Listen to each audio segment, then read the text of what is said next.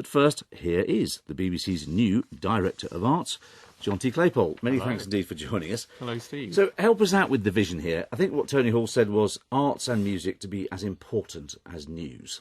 Yes, so in the same way that people, you have news and sport as globally recognised brands, we want arts and music to feel the same way. And do you think that's something that viewers, listeners and users want? Yes, absolutely. I think there's a huge passion and appetite out there for our arts programming, and so what we're doing is responding to that appetite and passion that is so clearly there.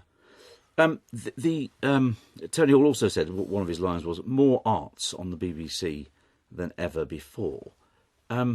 Is that going to be true, do you think? Measured how?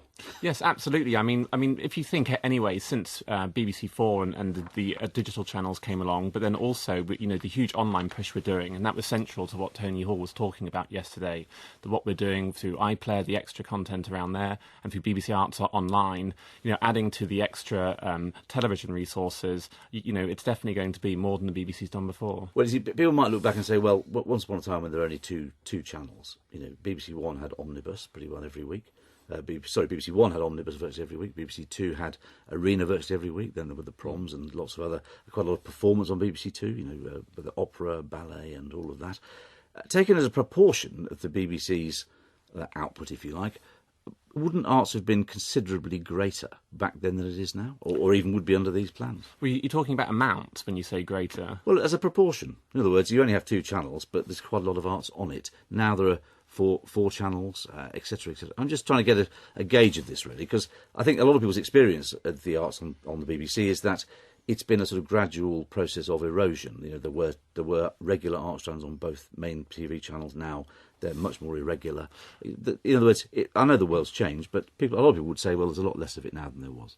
I don't think that's true. I mean, I think it's one of the things that you do when you start to join up everything that's going on, and I think that's what's absolutely crucial about this new role, is starting to join up what the BBC does across television, radio and online. But, if you look at the number of programming going on, it's very hard for people to keep a tally on just how much there is.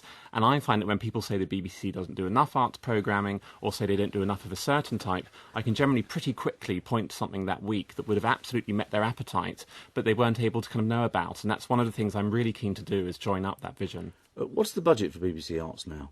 So for television, it's 15.5 million a year, and there's an extra 2.75 million going on top of that this year. And what's that spent on?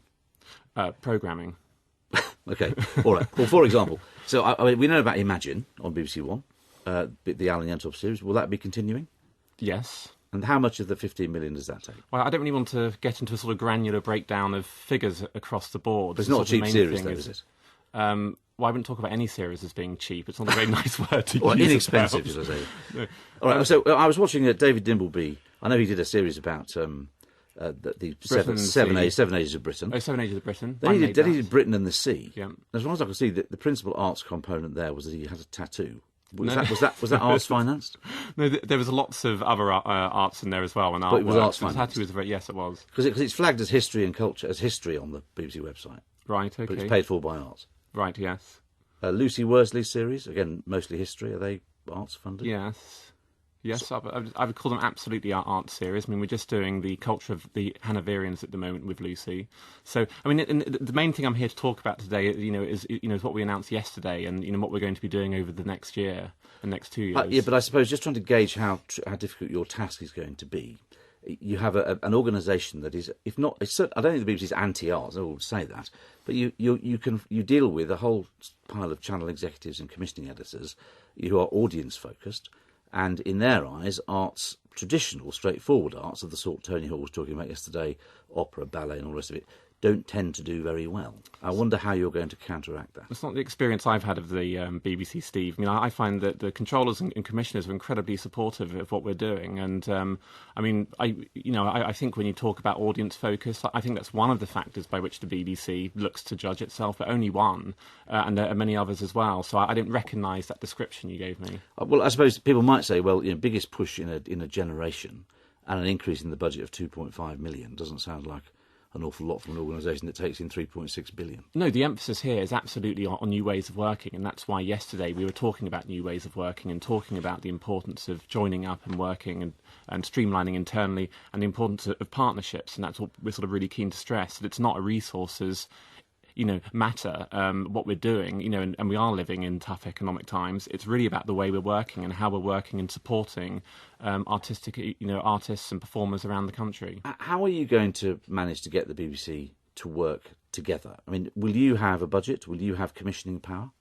I'm not a commissioner. What I have is a clear remit to join up the BBC's art strategy from television, radio and online, so to bring us together and work with that senior team for all of us to deliver a shared strategy around the arts. I mean, I hesitate to be perhaps, well, you don't have to be a viewer of W1A to get the picture that working together in the BBC is not easy. Anyone who's been here any length of time knows that, and generally the power tends to follow the money.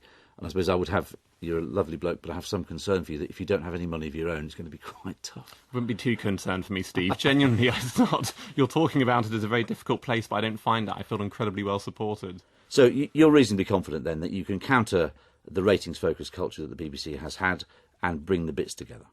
Absolutely. I mean, what was announced yesterday had huge ambition around it. We have a lot of support there as well. In just the last 24 hours, the response has been incredible, not only from the arts community, but from the press, but also just from, we've had 3,000 tweets yesterday from members of the public just saying how exciting this is. So, I feel, we're going to have a really exciting time ahead of us. All right. Gillian, we'll come back to you in a second. But Gillian Reynolds, what's your reaction to the launch yesterday? I think there's no doubt about the sincerity in the intent of this launch.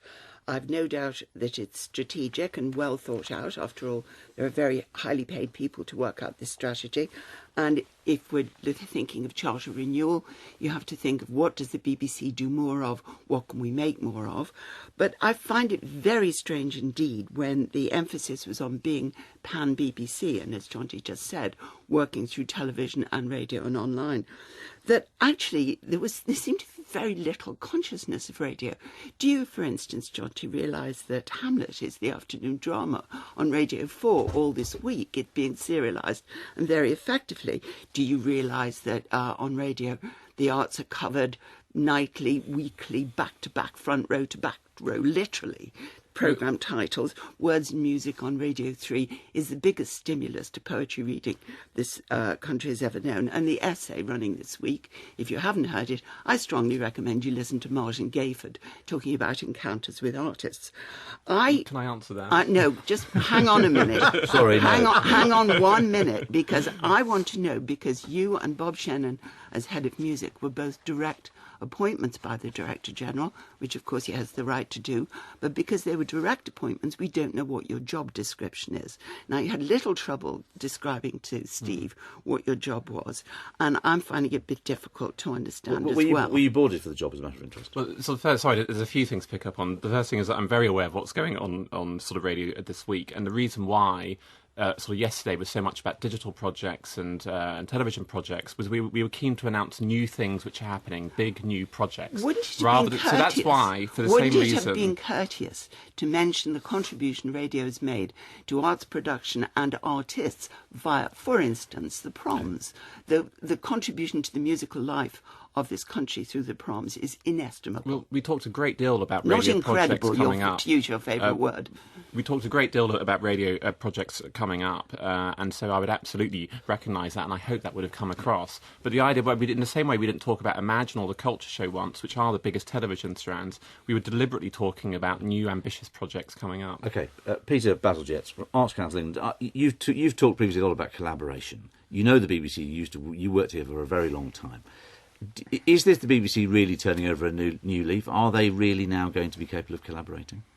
I really hope so. I think I'd describe myself as marginally happier than Gillian, I think, listening to Gillian just now. No, good for you. And you expressed it really well. But look, I've been waiting for this for years. I really welcome what the Director General said yesterday. I welcome his ambition. I welcome your ambition, Jonty. If anything, though, I think you're being a bit modest in the way you're describing your ambition. because I really think it is a breakthrough if, and it's a big if, the BBC is going to enable artists and arts organisations effectively to create their own content, and the BBC is going to be the aggregator and distributor of it. Is this a reaction to Sky Arts? Because that's what they started. I mean, I don't know that many people in the arts world, but those that I do know, reacted very positively to Sky Arts because they said, look, they want what I do, and it's kind of unmediated. Well, it's not all unmediated, No. Sky Arts, but Sky Ignition does help artists to create content, and indeed Channel 4 has a similar a strand as well. But this is much bigger than either of those, much, much bigger and more ambitious. But it is a real breakthrough if harnessing BBC Online, harnessing the iPlayer, there's going to be lots of arts content distributed to lots of people in ways that it wouldn't have been otherwise. It does. And I think that is a change from the old dirigiste BBC that says, we make all the shows, we tell you what to do. And I think I'd like to hear you articulate that more often. It's absolutely true that one of the central things in what we were talking about yesterday is this idea of breaking down the walls and working more directly with artists and performers. And Gillian, one of the things you talked about on the show last year was talking about how the BBC should be subject-led rather than presenter-led. And that's something genuinely I took on board. And one of the things we're doing in BBC ArtSat as a new strand is it's about events and performers. You know, we will be using presenters, but there'll be more sort of hosts to bring us closer to the people behind So things. why not Just- mention any programme makers in the presentation yesterday? That was what was absent. All right, just let me ask, Peter, I'm going to quote something you said in The Observer not long ago. You said, if the BBC is to remain the sole recipient of the licence fee, it needs to share it much more widely. And you talked about partnerships and so on, and you said, essentially, if they get the partnership things right, then we'll be there with them, battling the government for a better licence fee settlement. And if they don't, then we'd rather have our share handed out to us directly. Have they done enough yet?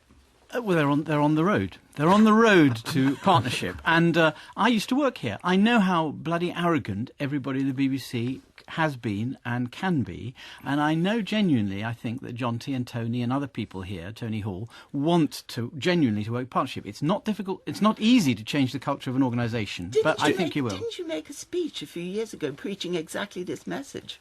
6 years ago, to be precise, and that's why I'm so happy this is happening And today. Peter's written very eloquently on this recently, but it's absolutely, once again, it was absolutely central to what we were talking about yesterday, the way that we're going to start working with Tate, sharing an archive, the way that we're working with the Royal Shakespeare Company for 2016, once again sharing archive there. This is absolutely central to our model moving forwards, and this idea that we have... Just let me offer you one other thought. Jimmy Mulville, producer and founder of Hat Trick, who I got news for you on, it says yesterday, the message to young people is, we don't want to serve you culturally, we want to serve high arts. It's like good old Auntie Beeb telling its audience what it should be watching. He also says, does anyone find the timing of this BBC Arts, I won't use the word offensive, BBC Three isn't cold yet, and there they are, ploughing the savings into this. I mean, there is a point, isn't there? That BBC... Well, Steve, this is all high arts and Steve, culture, that is isn't the it? bitterness of a comedy producer who may have lost some comedy budgets from BBC Three. So I think we'll get his interest in there. But there is a lot of grey hair and sort of, as you know... we absolutely have to get rid of this notion that somehow the arts are elitist or for a select few. I mean, anyone who But we're getting anyone more who watched remakes the of Shakespeare. Anyone who Shakespeare is for young everyone, people Mr. as well. Hewlett, for everyone. With young people as well. I mean, anyone That's who why saw the Olympics opening ceremony knows that this is something that creativity and self-expression matter. I mean, for instance, sort of Chris Evans doing his short story competition, 500 words on Radio 2. Been running for 3 years. 118,000 children applied Been running for that for this year. 3 I know years, it has and been. the BBC has given up radio for I children, know, of and course. isn't that remarkable? That Yes, 118,000 and I write children about it have every applied. year and applaud it. Gillian, do you think that do you think the BBC really has turned over a new leaf here? Do you think we've seen something? Is it on the road to somewhere new? Let me stress, I don't doubt the sincerity. I Yes. do think it's a bit of a repackaging of quite a lot of other stuff that they've done. A rebundling, yes, we're changing the shelves in the supermarket. Quite right. It fits a new age of communication. But it worries me that nobody recognises the solid basis that's already there in radio.